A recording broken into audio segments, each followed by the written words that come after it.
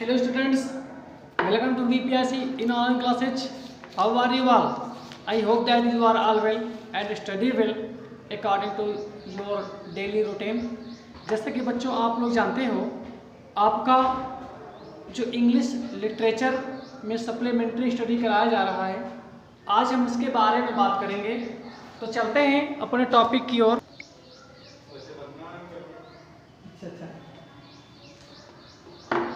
तो बच्चों जैसा कि हमने आपको बताया कि जो टॉपिक है आपका आज का विस्टास का है, lesson 3 journey to the end of the earth, जिसके लिखे हैं टिसाइड ओसी। आज आपको इस सप्लीमेंट्री रीडर का आज आपको पहले पैसेज पढ़ाया जाएगा।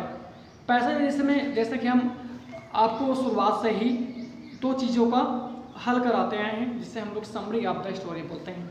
तो आज के समरी ऑफ द स्टोरी में आपको कहानी पढ़ने का मौका मिलेगा,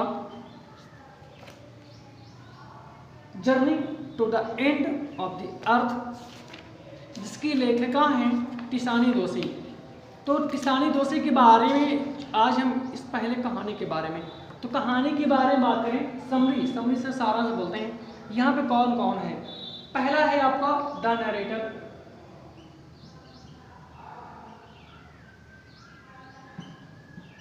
एक मेन कैरेक्टर यहाँ पर ये होता है। नरेटर इज द स्टोरी, कौन है? टिसानी दोषी।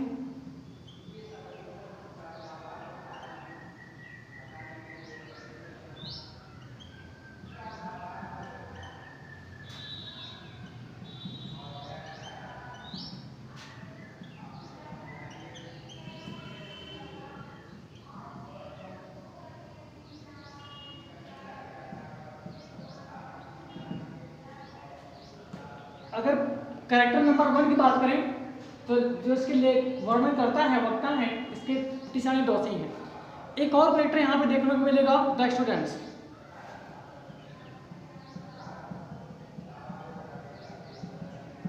इनके बारे में बात करें, these peoples were the part of the programme.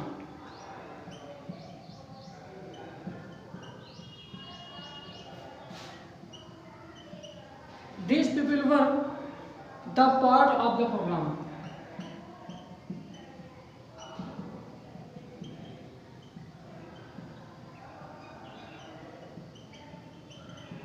जो ये लड़के होते हैं ये उस प्रोग्राम के हिस्सा हुआ करते थे।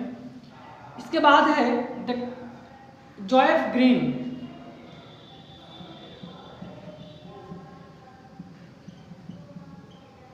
जोएफ ग्रीन के बारे में अगर हम बात करते हैं तो he was a Canadian person.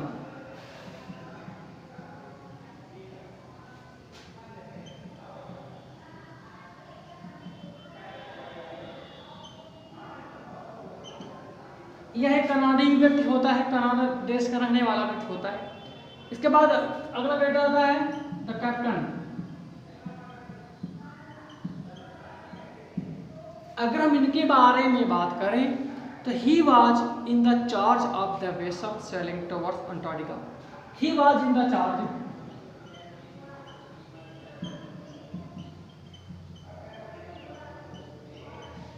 He was in the charge of the vessel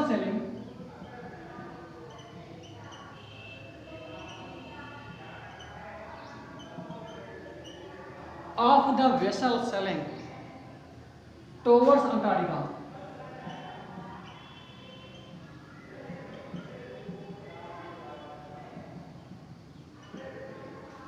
तो यहाँ पे आपको 4 कैरेक्टर देखने को मिलेंगे, जिसमें द नरेटर होगा। इस कहानी का वक्ता कौन है? टिसानी दोषी। इनके बारे में आपको इस कहानी के पात्र के रूप में सुनने को मिलेगा।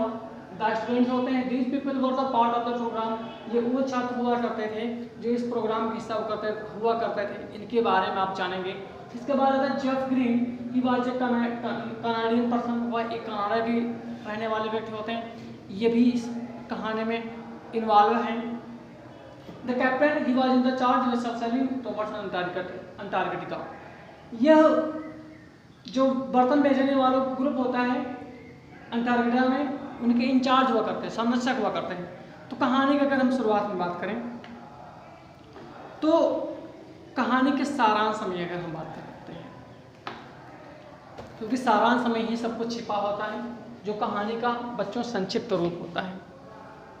अगर हम कहानी के संक्षिप्त रूप में बात करें तो पहले कैरेक्टर के बारे में बात कर लेते हैं, जो 4 मुख्य कैरेक्टर हैं। तो जैसे कि पहले आपने देखा है द नरेटर के बारे में बात करें।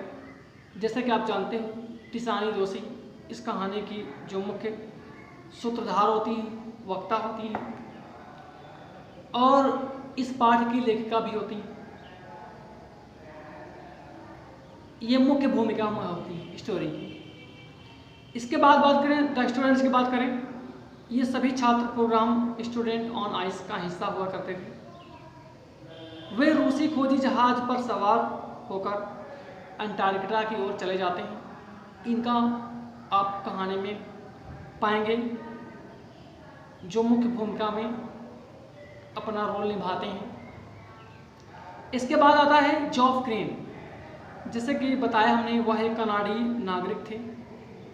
इन्होंने स्टूडेंट ऑन आइस नामक प्रोग्राम को प्रारंभ किया और वह हाई स्कूल के छात्रों को अंटार्कटिका की यात्रा पर ले जाते हैं। कैप्टन वह जो अंटार्कटिका की ओर बढ़ रहा था, उस जहाज का प्रभारी हुआ करते थे, उनकी देख रेख में हुआ करता था सब कुछ। तो वेसल सैलिंग का मतलब होगा यहाँ पे जहाज, ठीक है, ध्यान रखिए। तो अगर हम कहानी की बात करें, ये बहुत ही इंटरेस्टिंग कहानी है बच्चों के लिए, खास तौर पे आपके लिए। आप तो 2 क्लास आगे निकल चुके हैं। ये कहानी उन बच्चों पर आधारित बनाई गई थी जो क्लास 10th में पढ़ा करते थे। उनको इस कहानी का मुहिम बनाया गया, हिस्सा बनाया गया था। कहानी में बहुत ही इंटरेस्ट है। आप कितना इंटरेस्ट होकर सुनते हैं, ये बात आपको बहुत मायने रखेगी अब, क्योंकि आप 2 साल आगे बढ़ चुके हैं। कहानी उन बच्चों पर आधारित होकर बनाई गई थी। देखिए, शुरुआत करते हैं कहानी शुरुआत करें तो जो लेखिका हैं इसकी टिसानी दोषी, उन्होंने एक प्रोग्राम जिसका नाम था स्टूडेंट ऑन आइस, उस प्रोग्राम का हिस्सा था टिसानी दोषी। एक प्रोग्राम चलाया गया था जिसका नाम था student on ice.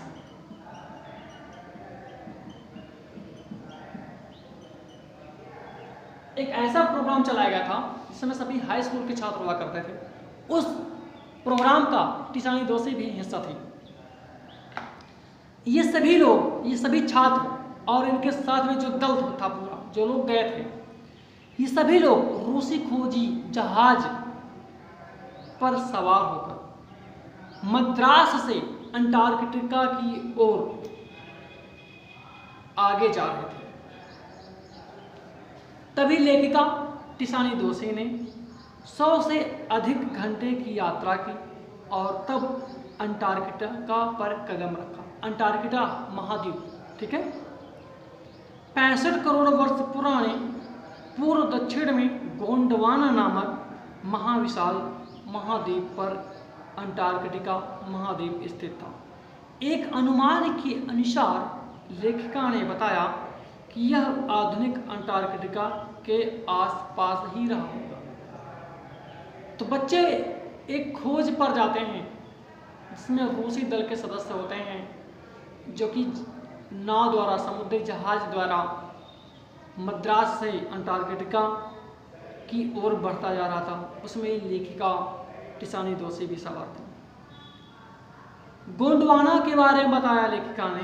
Gondwana 50 crore वर्ष तक अस्तित्व में था।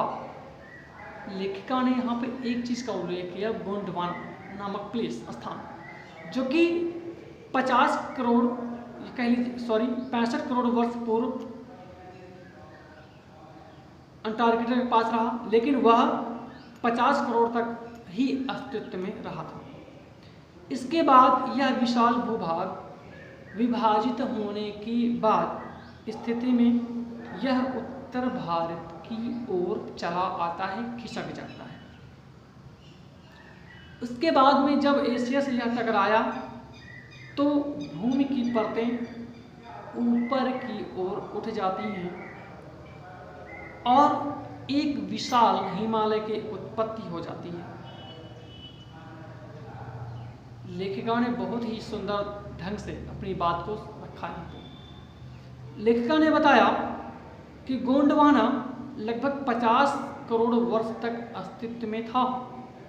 इसके बाद यह विशाल भूभाग विभाजित होने की स्थिति के साथ ही यह उत्तर भारत की ओर चला आता है और एक विशाल हिमालय का निर्माण होता है। दक्षिण अमेरिका भी उत्तरी अमेरिका से जुड़ाव की ओर खिसक गया और ड्रेक मार्ग को खोल दिया जाता है। जिस प्रकार अंटार्कटिका ठंडा और वहाँ वीरान हो जाता है, कोई भी नहीं जाता है, वो बहुत ही अंटार्कटिका का महाद्वीप ठंडा हो जाता है। मानव सभ्यता के बारे में लेखिका ने बताया कि मानव जो सभ्यता है केवल 12,000 वर्ष ही पुरानी है, लेकिन जो अंटार्कटिका महाद्वीप है इसका इतिहास 50,000 करोड़ वर्ष पुराना है। आज का नहीं है, बहुत पुराना है। इसके बारे में लेखिका ने बताया मानव सभ्यता जो कि केवल 12,000 वर्ष ही पुरानी है, अपने गांवों, कस्बों, शहरों, महानगरों के सहारे हम प्रकृति पर हावी हो जाते हैं, जंगलों को काटते हैं, अपना घर बनाते हैं, अपना निवास स्थान बनाते हैं, प्रकृति को नुकसान पहुंचाते हैं।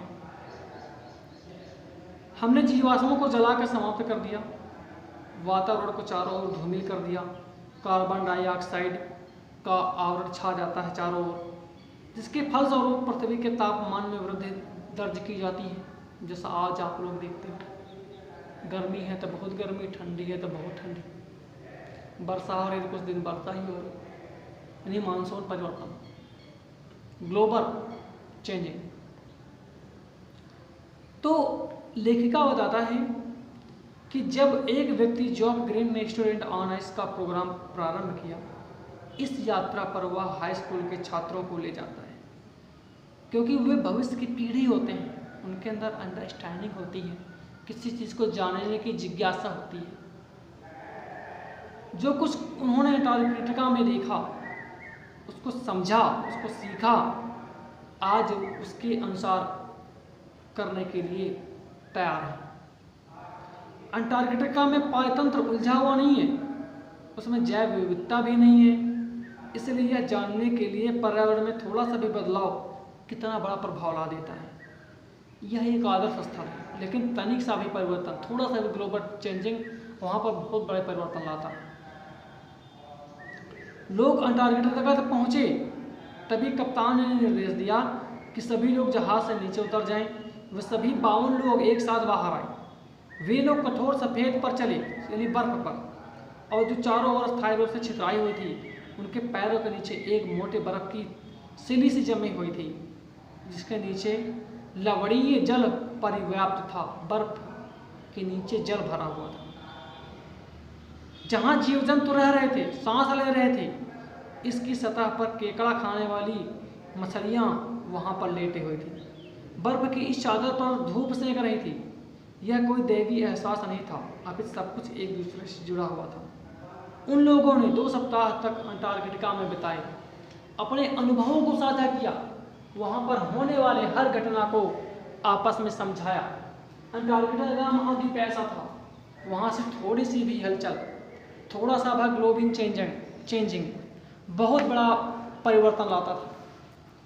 तभी वे सभी सदस्य जो रूसी यात्रा पर ice on the programme students high school के गए थे, वहाँ पे अंटार्कटिका महाद्वीप को बहुत ही बारीकी से देखा, बहुत ही उनके अनुभवों को शेयर किया, समझा, जांचा, परखा कि कैसा है अंटार्कटिका महाद्वीप। उन्होंने पाया कि थोड़ा सा भी बदलाव एक बहुत बड़ा ग्लोबल चेंजिंग का कारण वहाँ पर बनता है, जो कि लोगों में परिवर्तन लाता है। उन्होंने आज की मनोदशा को भी वहाँ पे उल्लेख करते बताते हैं कि जिस प्रकार थोड़ा सा बदलाव भी एक परिवर्तन का कारण बनता है, लेकिन अंटार्कटिका महाद्वीप बिल्कुल ऐसा नहीं है। वहाँ सब कुछ सामान्य है, थोड़ा सा चेंजेस बहुत बड़ा परिवर्तन का कारण बनता है। पेड़ हैं, सब कुछ है, एक दूसरे से जुड़े हैं, फिर भी किसी भी प्रकार की कोई चेंजिंग दिक्कतें नहीं होती है। लोगों को जीवों को रहने के लिए वहाँ के सभी आदी हो चुके हैं, ऐसे माहौल में ढल चुके हैं। वहाँ भी जीवन है, लेकिन अब ऐसा कुछ ज़्यादा वहाँ पर नहीं है, बिल्कुल बदलाव हो चुका है। क्योंकि जैसे जैसे मानव ने पेड़ पौधों को काटा, पृथ्वी पर मानसून बदला, विषम प्रकार का बदलाव देखने को मिला, जो कि आज विषम परिस्थितियों का संभव होता है। तो आप विस्तृत रूप में कहानी को पढ़ेंगे जब आपको पूरी स्टोरी से बताई जाएगी। हमने संक्षेप में आपको कहानी को बताया, सारांश को बताया। आप वीडियोज़ को देखें, समझें, जांचने पर रखने का प्रयास करें। फिर मिलेंगे एक नए वीडियोज़ में। इसी के आगे टॉपिक शुरू होगा आपका, तो आप धैर्य बनाए रखिए। फिर मिलते हैं एक नए टॉपिक में इसी के साथ। तब तक के लिए सी यू लेटर।